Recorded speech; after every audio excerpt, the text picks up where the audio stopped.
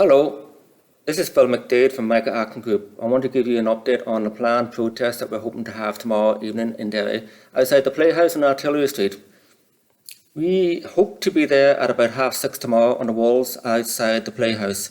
The intention being that we would form a silent protest as we await the arrival of Taoiseach, who will be in attendance at an event organised by the John and Pat Hume Foundation. As you know, we are full of respect for Mr. John Hume and his wife Pat, and we do not want to do anything untoward to jeopardise that event tomorrow. The people who are affected by defective blocks, we will have a respectful, silent protest on the walls of Derry, and after Taoiseach has gone inside, we hope to perhaps go down to the Guildhall to regroup and discuss the way forward for all the excluded homeowners. As you know, the current grant scheme, and I do stress the word grant scheme, not a redress scheme, the current grant scheme is restricted to the principal private residencies in Donegal and Mayo, of course. And as such, it is rightful that they should get their homes fixed. We know that it's not necessarily the full 100% of remediation, but it's a step in the right direction. However, there's a long way to go. We know that there are several victims groups out there that have homes and properties in Donegal built with defective blocks. And a lot of those groups are not covered by this scheme whatsoever. I mean, we talk about excluded properties. Let's talk about excluded people, because that's what it's really about. These people have been excluded from availing of any grant scheme, a grant scheme to remediate their homes that are built with defective blocks. The Government of Ireland have already recognised that there are problems with the houses. That's why they've got a grant scheme in place. So they recognise that these properties have to be fixed. So therefore, we, the excluded people, need to be part of that scheme as well. I mean, you just think about the list of people who are currently not entitled to get anything. We have people, for example, who are looking to retire back home in Ireland. And at the moment, because they're not a principal private residence as such yet, they cannot come back to Ireland. They cannot come back to Ireland and retire and enjoy life at their age. Because the government's plan at the moment is shut the door, and they said, no good, you can't have anything. We have people of a younger generation that have gone to further afield to get work. We're talking about people in America, Australia, New Zealand, as well as Europe, and closer to GB, Northern Ireland, etc. These people have started to work to provide for their family and to provide for a home that they can come back to in Ireland when things get better. They've started building, and a lot of them have probably stopped building because the properties are falling apart. But guess what? The government is saying, no, doors closed, people, you're not going to get a penny. Then let's look at the people who have invested in a pension. Some people have invested in pensions by putting money away into some sort of pension fund. Other people have invested by buying property with a view to it creating an inheritance for their children and their grandchildren.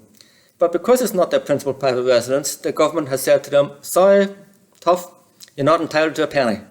They've got worthless investments now, and they've got nothing to provide for their children and the next generation thereafter. And we've got other people in certain situations who have been forced in that situation. An example what I have here is a couple who parents to a vulnerable adult. But in protecting the vulnerable adult, they have a home that the vulnerable adult lives in, but it's in the parent's name. And so it's not allowed to be part of the scheme either, because it's not a principal private residence. The government said to them, no, sorry boys, not entitled to anything. This is time to stop. I mean, we all talk about holiday homes. Yes, there's holiday homes. People love this country. People want to enjoy life here. People have built homes in Ireland with a view to enjoying it, and they've contributed to the local economy. But guess what? Ireland says, thank you very much for all your taxes and all your VAT and your payment for the workers' employment taxes and whatnot. Bye. I'm not going to cover you boys. You're away on your own. Time to stop. Time to stop. This redress scheme needs to be a redress scheme. It mustn't be called a grant scheme again. It needs to be upgraded to full redress.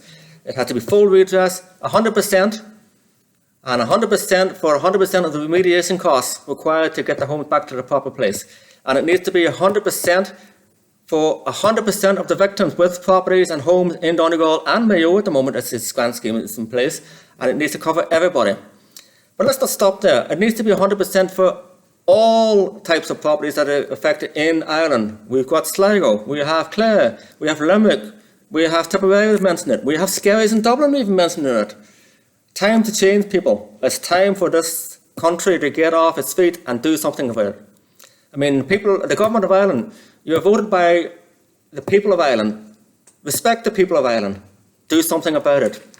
When I was looking at the webpage of John Hume's and Patrick Hume's foundation, and there was a good quotation there that I thought was still relevant today. I just want to read it out to you. And it's like this. I want to see Ireland as an example to people everywhere of what can be achieved by living for ideals rather than fighting for them, and by valuing each and every person as worthy of respect and honour.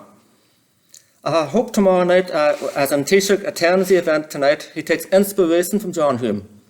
And, listen to those words and look at the people of Ireland and look at all the excluded victims and look at them and please, look at us. We're deserving of respect and honour. All we want to do is get our lives back on track again. Okay? So, Taoiseach, I know you're up in Derry tomorrow.